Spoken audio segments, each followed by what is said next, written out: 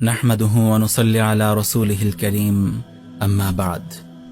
প্রিয় মুসলিম ভাই ও বোনেরা, আমরা আল্লাহ সুবহানাহু ওয়া তাআলার শুকরিয়া আদায় করছি, যিনি আমাদেরকে তাগুত হাসিনা ও তার দোসরদের দাম্ভিকতার অবসান ও তাদের পালিয়ে যাওয়ার মতো লাঞ্ছনাদায়ক পরিণতি প্রত্যক্ষ করার সৌভাগ্য দান করেছেন।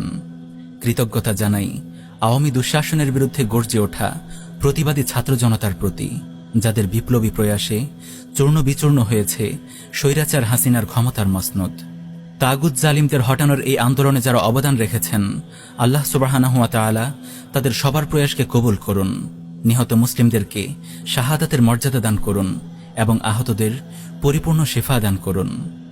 প্রিয় ভাইয়েরা, আপনারা নিশ্চয় জানেন আমাদের প্রিয় শাইখগণ উম্মাহ নেটওয়ার্ক, উম্মাহ নিউজ ও ভয়েস অফ ইসলাম এই চ্যানেলগুলোর মাধ্যমে আওয়ামী দুঃশাসনের সময় তাগুত হাসিনা ও তার দোসরদের ঈমান বিধ্বংসী কর্মকাণ্ড ও তাদের জুলুম নির্যাতনের চিত্র তুলে ধরে তাদের বিরুদ্ধে সোচ্চার হওয়ার আহ্বান রেখে আসছিলেন।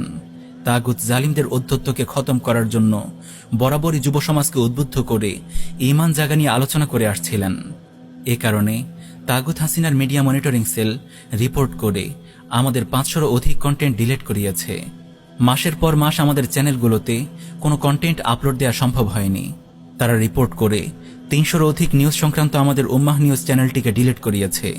ছাত্র জনতার এই নবজাগরণের সময়ও তাদের রিপোর্টের ফলে রেস্ট্রিকশনের কারণে আমাদের উম্মাহ নেটওয়ার্ক চ্যানেলের আপলোড বন্ধ ছিল। বস্তুত এই কারণে ছাত্র জনতার প্রতি মুহতারাম শেখ তামিম আল আদনানী হাফিজাহুল্লাহর গুরুত্বপূর্ণ বার্তা আমাদের হাতে আসলেও আমরা যথাসময়ে তা আপলোড করতে পারিনি।